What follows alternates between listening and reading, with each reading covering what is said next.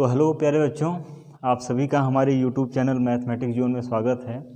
तो चलिए हम लोग आज आपसे बात करेंगे एक्सरसाइज 3.3 के थ्योरी पोर्शन की। ठीक है, तो थ्योरी पोर्शन कॉन्सेप्ट की बात करेंगे इसमें, और इसमें जो हमारा आज का टॉपिक है वो है ट्रांसपोज ऑफ मैट्रिक्स।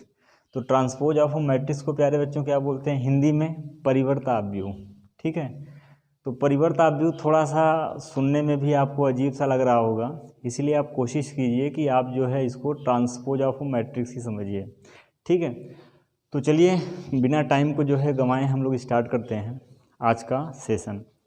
तो देखिए प्यारे बच्चों, अगर हम ट्रांसपोज ऑफ मैट्रिक्स की बात करते हैं तो यह होता क्या है, पहले हम उसको समझते हैं।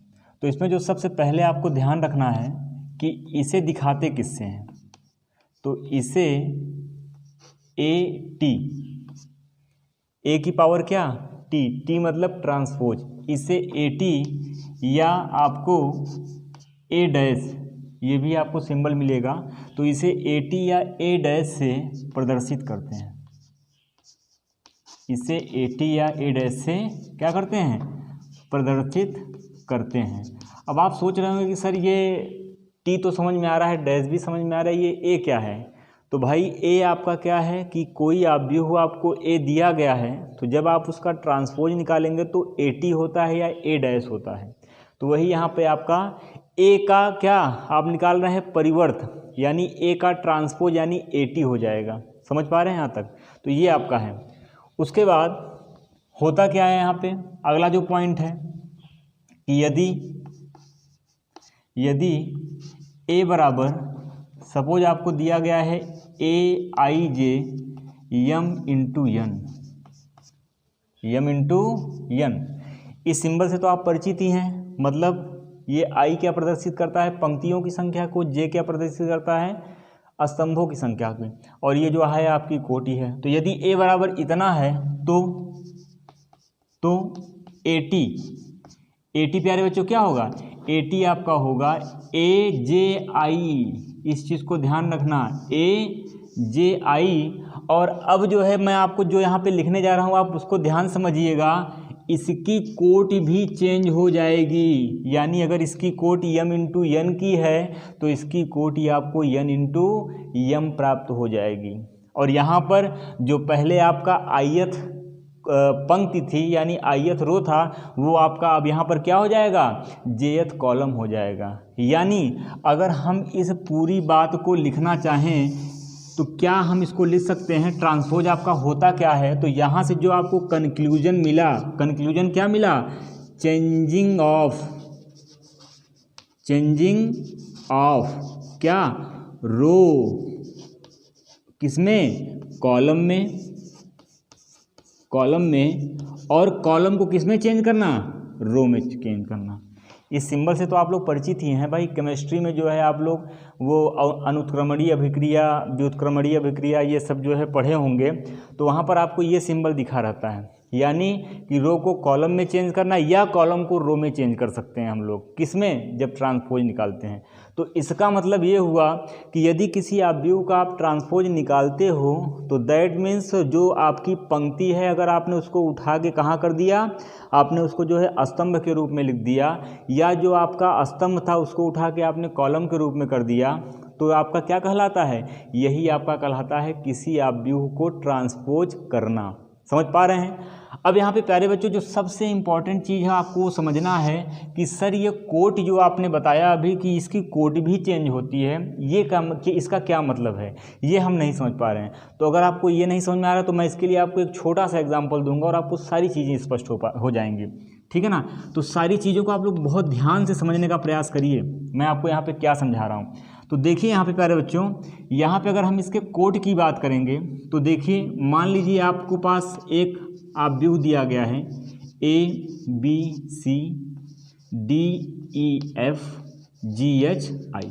मान लो ये कोई जो है आपके 3x3 की कोटि की जो है एक अवयव दिया गया है। अब अगर आपने इसका ए टी निकाला तो ए टी यानी ट्रांसपोज ऑफ मैट्रिक्स, तो मैंने बताया कि पंक्ति को जो है कॉलम के रूप में लिख दो। तो पंक्ति आपकी है ए बी सी, तो ए बी सी को उठा के जो है आपको ऐसे लिखना है, तो क्या हो जाएगा? A B C. सही है। अब डी ई एफ को उठा लो, तो डी ई एफ को उठा के यहाँ रखोगे तो क्या हो जाएगा, डी ई एफ हो जाएगा। और उसके बाद इस जी एच को यहाँ रखोगे तो क्या हो जाएगा, जी एच आई।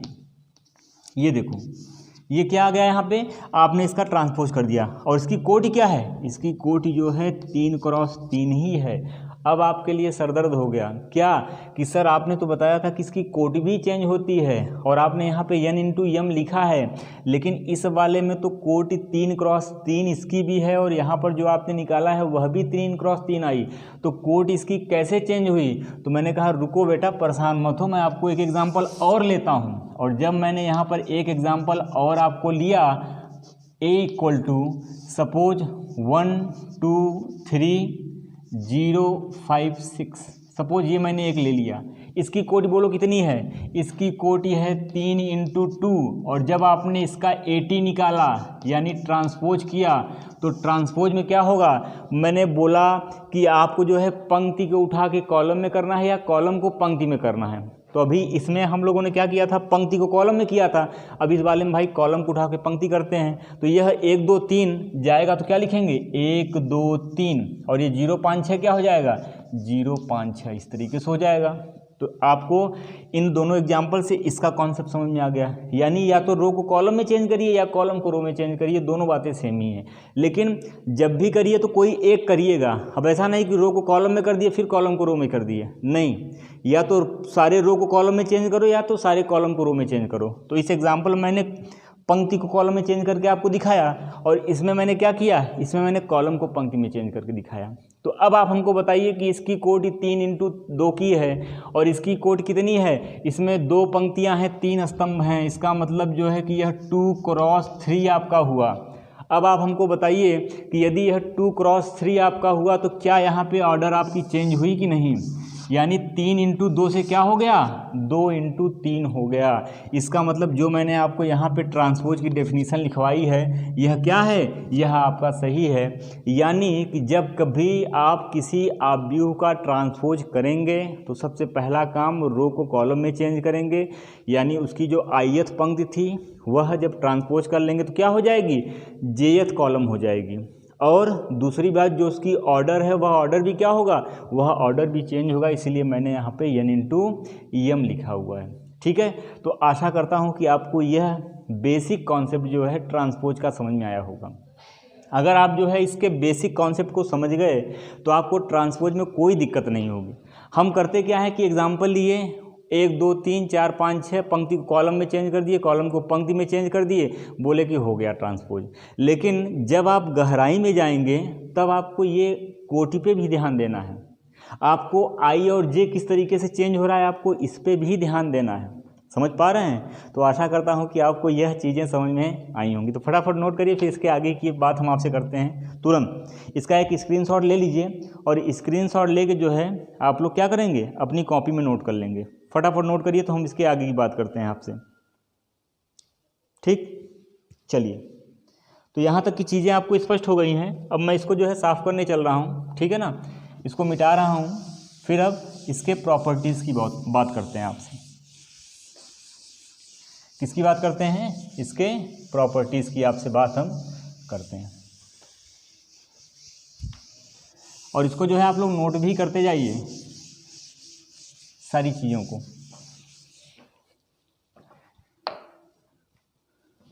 तो अगली हेडिंग है प्यारे बच्चों प्रॉपर्टीज ऑफ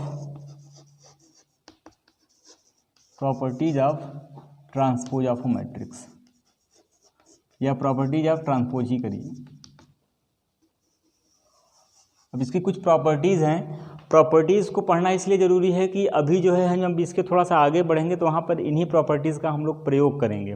ठीक, तो इसीलिए आपको प्रॉपर्टीज़ भी पता होनी चाहिए। अब देखिए यहाँ पे सबसे जो पहली प्रॉपर्टी है, यदि आपने किसी आव्यूह का ट्रांसपोज लिया, ठीक है, आपने किसी आव्यूह का ट्रांसपोज लिया और मैं आपसे कहूँ कि फिर यार इसका तुम ट्रांसपोज ले लो, यानी एक बार आपने पंक्ति को कॉलम में चेंज किया और मैंने कहा कि इसका फिर से ट्रांसपोज लो, तो आपने फिर जो है ट्रांसपोज ले लिया।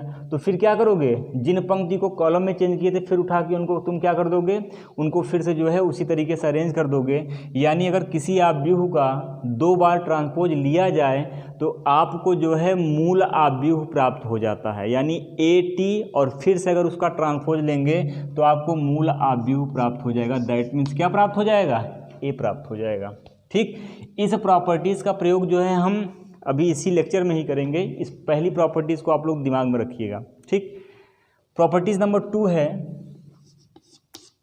कि यदि 2 आव्यूह आपका जोड़ घटाने में है ना, और इनका जो है ट्रांसपोज लेने के लिए आपसे बोल दिया जाए तो आप करेंगे क्या, आप इनका अलग अलग ट्रांसपोज लेकर जोड़ेंगे घटाएंगे, यानी AT प्लस माइनस BT, ये AT plus minus BT। Plus minus का मतलब ये हुआ कि आपको जो है इसको मैं चाहूँ तो 2 प्रॉपर्टीज लिखवा दूँ, A प्लस B का ट्रांसपोज यानी AT प्लस BT, और फिर मैं नीचे लिखवा दूँ A माइनस B का ट्रांसपोज AT माइनस BT। तो मैंने जो है दोनों चिन्ह के लिए आपको बता दिया। ठीक, तीसरी प्रॉपर्टीज़ है आपकी। अब अगर आपको दे दिया गया A इंटू B की पावर ट्रांसपोज, अब यहाँ पे बच्चों ध्यान से देना, आप इसको जो है इस तरीके से नहीं करेंगे। ठीक, अगर गुणा में 2 आव्यूह गुणा है और उनका ट्रांसपोज लिया जा रहा है, इसका मतलब BT इंटू AT होगा, है ना। पहले B को करेंगे फिर किसको करेंगे, फिर हम A के ट्रांसपोज को करके फिर मल्टीप्लाई करेंगे, अगर आपको इस तरीके से चीज़ें दी गई हैं। प्रॉपर्टीज़ नंबर 4, प्रॉपर्टीज़ नंबर 4 आपका कहता है कि यदि कोई अचर आपका गुणा में है और आपको इसको ट्रांसपोज लेने के लिए बोल दिया जा रहा है, कोई अचर क्वांटिटी है आव्यूह के साथ में, है ना, तो आपको करना क्या है कि इस अचर को बाहर कर लेना है और बाहर करके केवल आव्यूह का ट्रांसपोज आपको करना है। ठीक है ना भाई। ये प्रॉपर्टीज नंबर 5। अब मान लो आपको दिया गया है कि किसी आव्यूह का स्क्वायर है और आपका उसको ट्रांसपोज लेने के लिए बोल दिया जा रहा है। n का मतलब क्या है कि n की घात 1 हो सकती है तो a ही आएगा, n की घात 2 हो सकती है। तो मान लो आपको दिया गया है कोई आव्यूह, उसका स्क्वायर, फिर आपको ट्रांसपोज लेने के लिए बोला जा रहा है। तो आपको करना क्या है, आपको यह प्रॉपर्टी ध्यान रखना है कि पहले आपको ट्रांसपोज ले लेना है और फिर उसका स्क्वायर या क्यूब करना है, यानी आपको ये करना है। पहले आप उसका ट्रांसपोज निकाल के फिर आपका स्क्वायर करिए, क्यूब करिए। तो मैंने इसको आपको एक जनरल फार्मूला इसका बता दिया। तो आशा करता हूँ कि आपको यह प्रॉपर्टीज़ भी अच्छे तरीके से समझ में आई होंगी और आप लोग फटाफट जो है सारी चीज़ों को नोट भी करते चलिए। ठीक है ना, तो इसको नोट कर लीजिए, फिर हम लोग बढ़ते हैं अपने अगले कॉन्सेप्ट की तरफ। ठीक है, तुरंत नोट करिए। उसके बाद हम लोग बात करते हैं टाइप्स ऑफ ट्रांसपोज की। वीडियो को पॉज करके आप लोग चीज़ों को नोट भी करते जाइए। बहुत कुछ इसमें है नहीं, है ना, बहुत आसान आसान सी चीज़ें हैं, उन्हीं चीज़ों को हमको ध्यान देना है। तो ये मैंने आपको ट्रांसपोज के बारे में बताया, ट्रांसपोज की प्रॉपर्टीज़ के बारे में बताया। अगला जो आपका टाइप है, अगला जो हेडिंग है वो है types of transpose matrix. Transpose matrix, ठीक है ना। तो क्या, परिवर्त आव्यूह के प्रकार। भाई देखिए, आप लोग हिंदी माध्यम के विद्यार्थी हैं, ठीक है, परिवर्त आव्यूह, आप लोग हिंदी माध्यम के विद्यार्थी हैं। तो अगर मैं हिंदी नहीं लिखता हूं तो आप लोग कंप्लेन करना शुरू कर देते हैं कि सर अंग्रेजी तो ठीक है, थोड़ा इसकी हिंदी भी लिख दिया करिए, तो इसलिए मैं इसको लिख दे रहा हूं। ठीक है ना, तो मैं बोलूँगा ट्रांसपोज में ही। अब आप लोग इसको परिवर्त आव्यूह कहिए या ट्रांसपोज कहिए, आप दोनों को दिमाग में रखिएगा। ठीक, तो टाइप्स ऑफ ट्रांसपोज मैट्रिक्स। तो बेटा टाइप्स ऑफ ट्रांसपोज मैट्रिक्स में इसके 2 प्रकार होते हैं। एक होता है सिमेट्रिक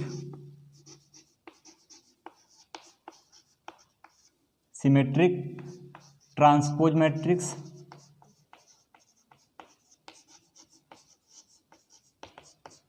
सिमेट्रिक ट्रांसपोज मैट्रिक्स, और दूसरा आपका होता है स्क्यू सिमेट्रिक।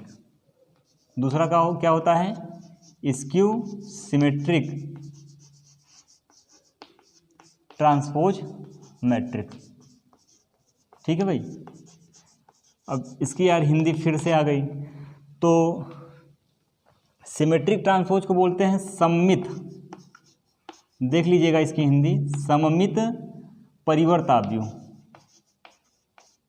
सममित परिवर्त आव्यूह।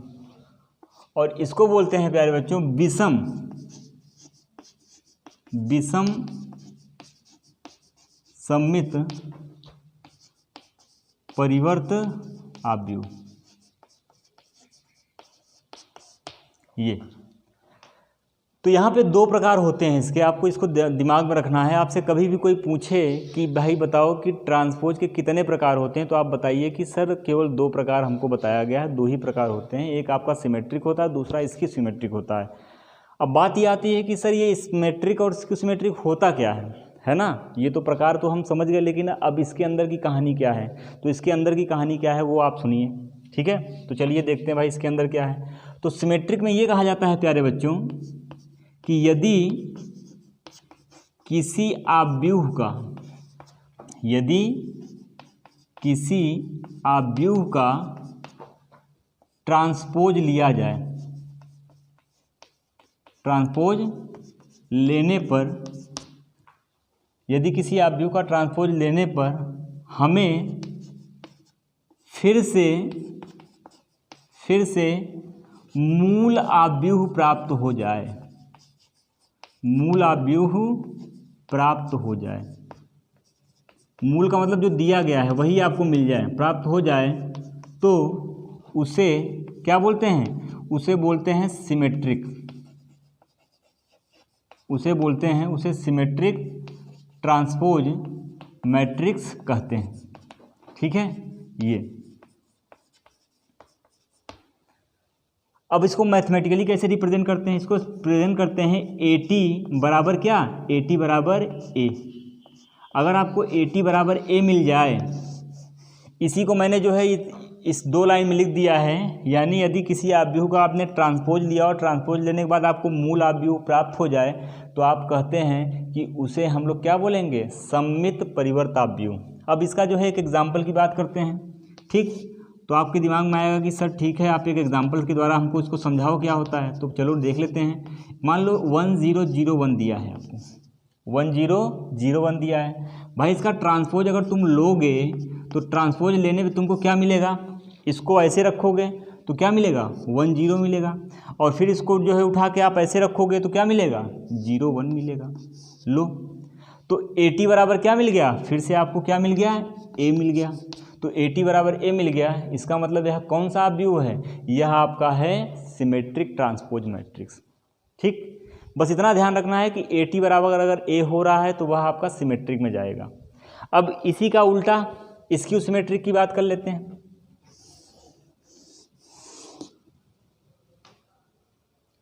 ठीक है भाई, स्क्यू सिमेट्रिक क्या होता है कि यदि किसी आव्यूह का ट्रांसपोज लेने पर, यदि किसी आव्यूह का ट्रांसपोज लेने पर मूल आव्यूह ऋण चिन्ह के साथ मिले,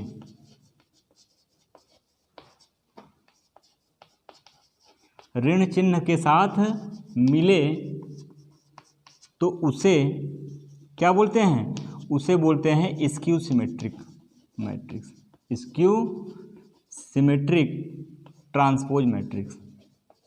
सही है भाई, मैट्रिक्स कहते हैं। बस छोटी छोटी सी बातें हैं, बहुत अपने को टेंशन नहीं लेना है। तो अच्छा ठीक, तो यहाँ पे AT बराबर A था, तो इसका मतलब यहाँ पे AT बराबर -A होगा। हाँ भाई, AT बराबर -A होगा ये। ठीक, वही तो लिखा है कि यदि किसी आव्यूह का ट्रांसपोज लेने पर मूल आव्यूह ऋण चिन्ह के साथ मिल जाए। ठीक, हमको केवल इतना पता है, और इसी को मैंने जो है कहानी के रूप में इतना लिख दिया। अगर आपका कॉन्सेप्ट आपको क्लियर है तो अब ये फ़र्क नहीं पड़ता है कि मैंने जो भाषा दी है आप उसी भाषा को लिखिए। अगर आपको चीज़ें समझ में आ रही है तो आप उसको अपनी भाषा में भी लिखिए, लेकिन हाँ ये है कि जो उसका अर्थ है वह चेंज नहीं होना चाहिए। गणित आपको सीखना है, गणित आपको रटना नहीं है। हम लोग करते क्या है कि हम गणित को रटना शुरू कर देते हैं, है ना। अब ये परिभाषा मैंने लिखवा दिया तो बच्चे करते क्या है कि उसको बैठ कर शुरू कर देते हैं रटना। तो आपको रटना बिल्कुल भी नहीं है, आपको सिंपली जो है कॉन्सेप्ट पता है, आप उसको जो है खुद से लिखने का प्रयास करिए। अरे भाई क्या होगा, ज़्यादा गलत होगा ना, ठीक, उससे ज़्यादा तो कुछ नहीं होगा, है ना। तो कोशिश कीजिए कि आप चीज़ों को अपनी भाषा देने का प्रयास करिए, और जब आप ये सारी चीज़ों में सक्षम हो जाएंगे तो आपको गणित बहुत आसान लगेंगी। और वास्तव में गणित आसान है भी, क्योंकि मैं आपको बताऊं, एक छोटा सा वाकया मैं आपको बताता हूं कि भाई हिंदी और गणित में कौन सबसे मुश्किल सब्जेक्ट है। मैं अक्सर ये कहानी जो है बच्चों को सुनाता हूँ, आपको ही मैं बता देता हूँ कि अगर हिंदी और गणित की बात की जाए तो सबसे मुश्किल जो सब्जेक्ट है वो हिंदी है। ये थोड़ा सा अटपटा आपको लग रहा होगा सुनने में, लेकिन क्यों, कारण क्या है? कारण आप सुनिएगा कि अगर मैथ में आपने सारे स्टेप सब कुछ सही कर दिए तो आपको जो है 100 में 100 अंक लाने से कोई नहीं रोक सकता। लेकिन इसी का उल्टा अगर हिंदी में आपने जो है सब कुछ लिख दिया है तो आपको जो है आपकी गाड़ी जो है 97-98 पे आके जो है रुक जाएगी। समझ पा रहे हैं? तो यानी ज़्यादा संभावना आपकी जो है गणित में 100 पाने की है, हिंदी में कम है। तो अब आप बताइए कि हिंदी ज़्यादा मुश्किल है कि क्या नाम है गणित? ऑब्वियस सी बात है कि हिंदी ज़्यादा मुश्किल है ना। थोड़ा सा सुनने में आपको अटपटा लगेगा लेकिन ये सही है, ठीक है ना। इस चीज़ को हम दरकिनार नहीं कर सकते हैं, ठीक, क्योंकि हिंदी का अपना एक अलग जो है साहित्य होता है। उसमें जो है आप कितना भी चीज़ों को लिख दीजिए लेकिन फिर भी कहीं ना कहीं कुछ कमी बेसी रह ही जाती है, ठीक है ना। लेकिन गणित में स्टेप्स हैं, आपने सारे स्टेप को लिख दिया तो आपका काम हो गया। टीचर क्या करेगा भाई, उसने स्टेप देखा 5 नंबर का है तो 5 नंबर पूरा जो है आपका दे दिया, ठीक। तो अगर आपने प्लस माइनस सब कुछ सही किया है तो भाई नंबर क्यों काटेगा वो, है ना। तो ये चीज़ें हैं, तो चीज़ों को समझने का प्रयास करिए, बेहतर होगा आपके लिए। तो पहले इतनी चीज़ नोट करिए, तो फिर हम आगे आपको इसकी सिमेट्री का एक एग्जाम्पल बता देते हैं कि क्या होता है ये, ठीक है भाई। इसको फटाफट आप लोग नोट करिए, तो इसके आगे कहानी बता देते हैं।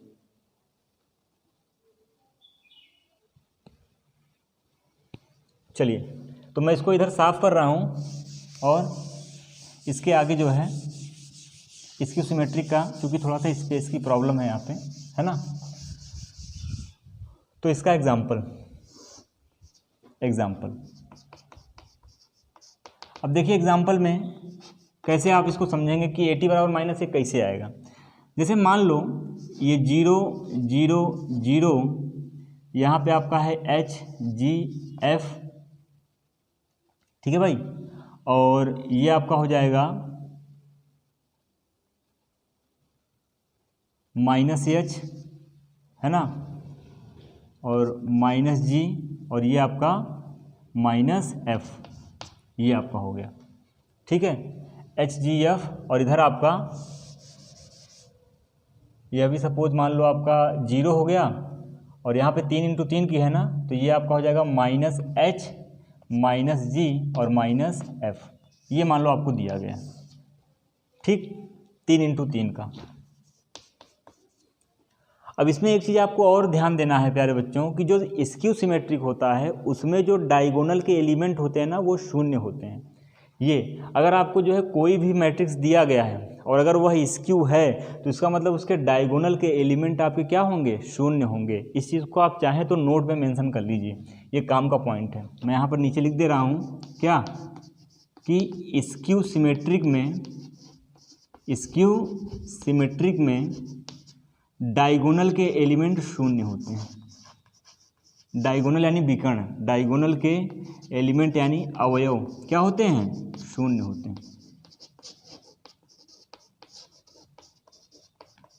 ये ठीक, इसको भी मेंशन कर लीजिएगा आप। अब यहाँ पे चलिए भाई इसका 80 निकालते हैं। तो जब आप इसका 80 निकालेंगे तो 80 आपको मिलेगा क्या भाई, ट्रांसपोज मैंने बताया था कि पंक्ति को कॉलम में चेंज करेंगे। तो जब इसको चेंज करेंगे तो 0HG कहाँ जाएगा, 0HG आपका यहाँ तो आएगा 0HG, और उसके बाद -H -H और 0F, सही है, और ये जाएगा वहाँ पे तो -G -F और 0, ये मिल गया, यही तो मिला। तो आपके दिमाग में आ रहा होगा कि सर आपने तो यहाँ पे बताया था कि AT बराबर -A मिलेगा, लेकिन यहाँ पर देखिए कहाँ -A मिल रहा है भाई। यहाँ पर H है, यहाँ पे -H है, यहाँ पे G है, यहाँ पे -G है, ठीक। तो कहाँ मिल रहा है? तो मैंने कहा कि भाई ऐसे नहीं मिलेगा, आपको इसमें कुछ चेंज करना पड़ेगा, आपको -1 कॉमन करना पड़ेगा। तो जब आप माइनस कॉमन करोगे तो जहाँ प्लस है वहाँ माइनस हो जाएगा, जहाँ माइनस है वहाँ प्लस। तो जीरो में अगर आप जो है भाई माइनस निकालेंगे तो इसके सेहत पे कोई प्रभाव नहीं पड़ेगा, तो ये एज इट इज़ रहेगा। -H में कॉमन आ गया, ठीक। तो यहाँ पे क्या बचेगा? H बचेगा, G बचेगा, जो माइनस है वो प्लस हो जाएगा, -H -G -F, ये जीरो और यहाँ पे F हो जाएगा। तो लो माइनस और यह आपका A, तो क्या आपको यहाँ पे मिल गया AT बराबर -A। ये देखिए AT बराबर क्या मिल गया? AT बराबर आपको मिल गया -A। यही तो मैंने आपको बताया कि स्क्यू सिमेट्रिक में क्या होता है कि जब आपने ट्रांसपोज लिया तो मूल आव्यूह माइनस चिन्ह के साथ मिल जाता है। तो मूल आव्यूह तो मिल गया ना माइनस के साथ में, तो इसका मतलब यह आपका क्या है? यह आपका है स्क्यू सिमेट्रिक मैट्रिक्स। तो ये आपका टाइप्स ऑफ मैट्रिक्स हो गया, ठीक। तो प्यारे बच्चों इसको फटाफट नोट करिए, फिर हम इसके आगे की चर्चा आपसे करते हैं इसी में।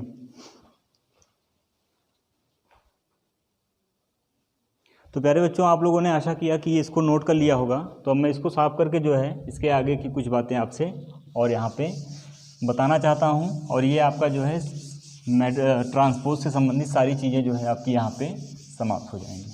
चलिए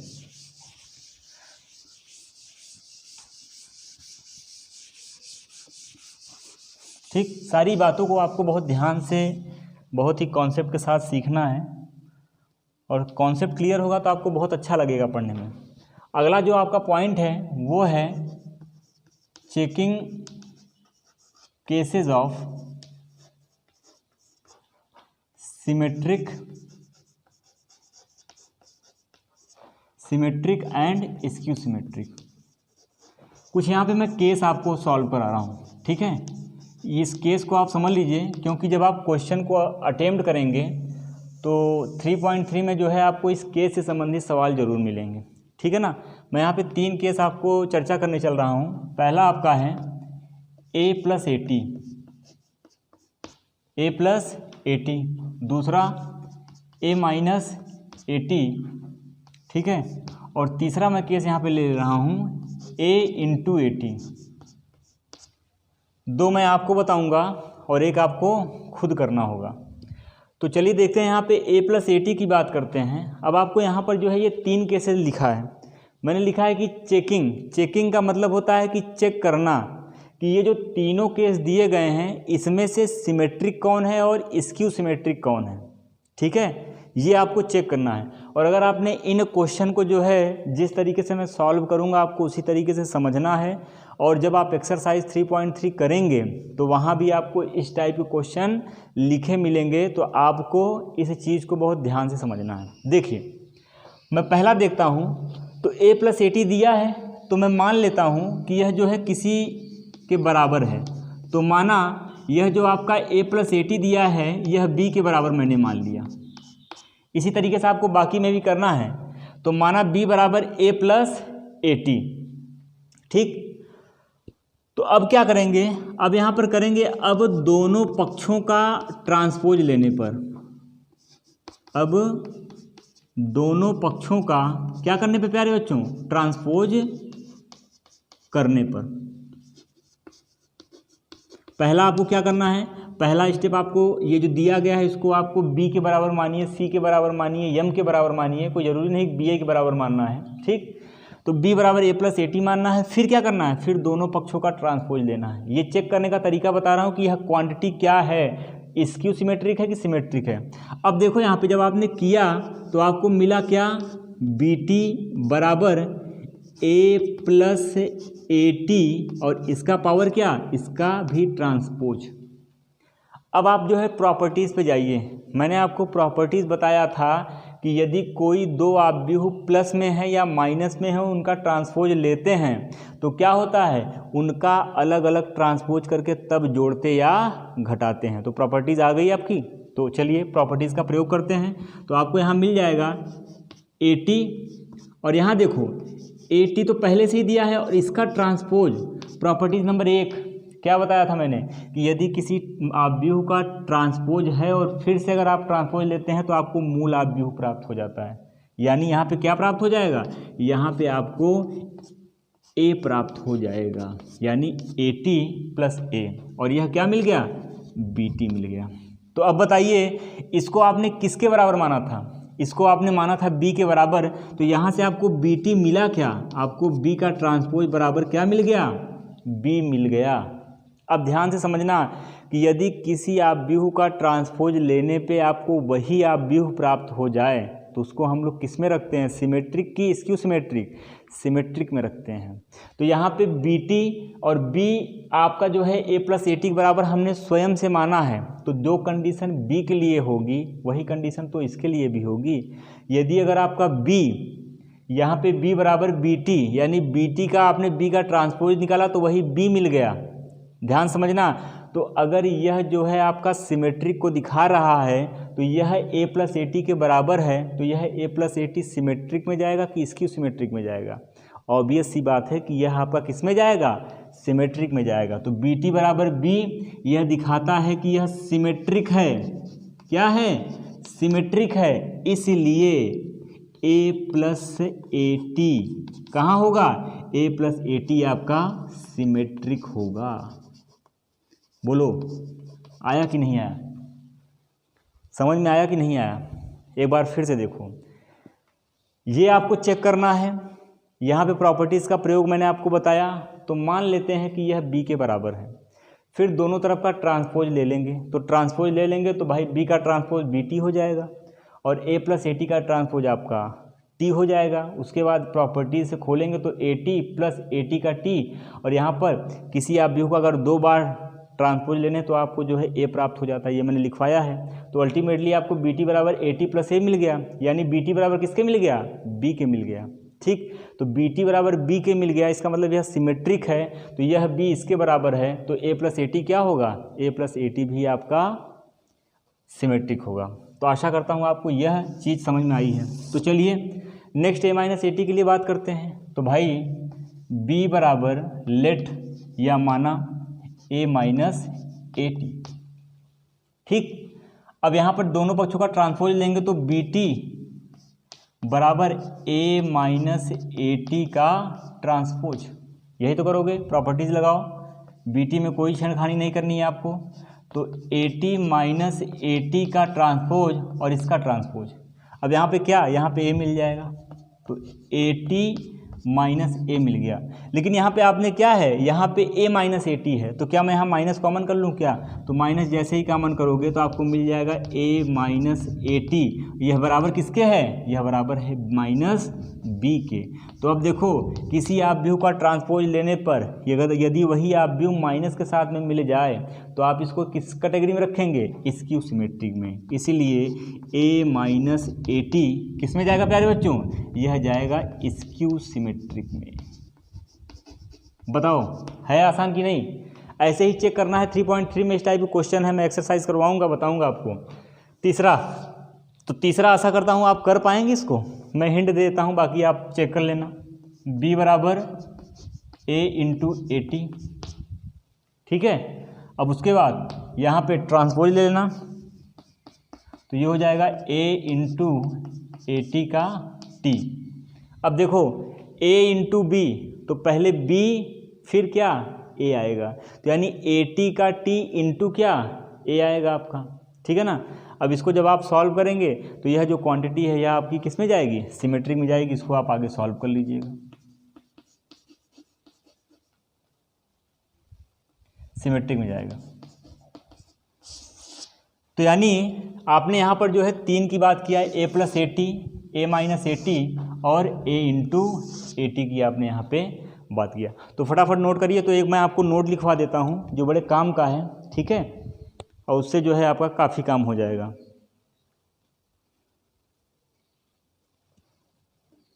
ठीक, चलिए मिटाऊँ भाई। तो फटाफट सारी चीज़ों को नोट करते चलिए और समझते भी चलिए। अब इससे आसान जो है आपको कहीं मिलेगा नहीं।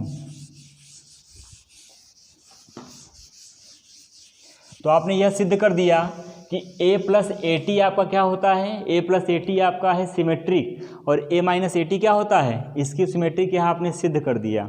अब इसी का पूरा खेला है। आपने सिद्ध क्या किया कि a प्लस ए टी यह आपका सिमेट्रिक है यानी सममित है, ठीक है, सममित है। और a माइनस ए टी आपने क्या सिद्ध किया, यह आपका स्क्यू सिमेट्रिक है, यह आपका स्क्यू सिमेट्रिक है यानी विषम सममित है। ये जस्ट आपने सिद्ध किया। तो अब यहाँ पे प्यारे बच्चों एक नोट, वेरी इंपॉर्टेंट नोट आप लिख लीजिएगा, है ना। इसको मैं डाल रहा हूँ वेरी इंपॉर्टेंट नोट में। यह आपके बुक में दिया गया है एनसीईआरटी में। क्या कि किसी आव्यूह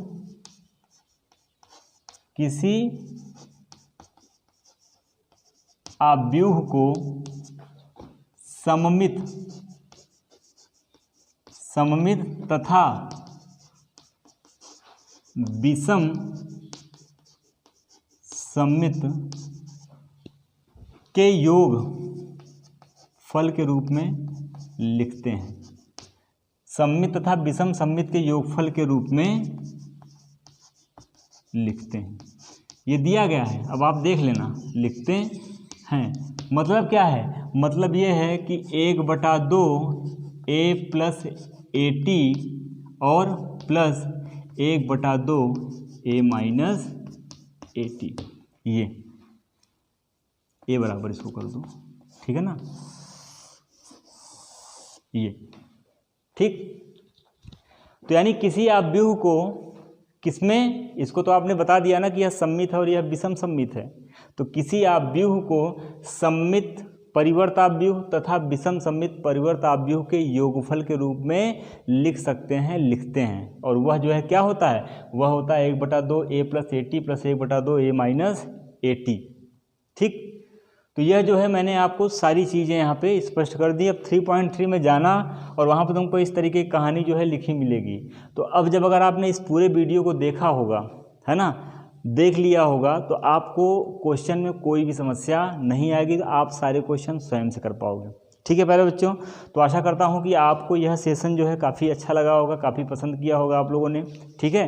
तो आज यहीं रखते हैं। इसके नेक्स्ट वीडियो में हम आपसे जो है इसके क्वेश्चन की चर्चा आपसे करेंगे, ठीक है ना। तो चैनल को सब्सक्राइब करना मत भूलिएगा, चैनल को सब्सक्राइब जरूर कर लीजिए, ठीक है। और मिलते हैं इसके नेक्स्ट क्लास में इसके क्वेश्चन के साथ। Thank you so much.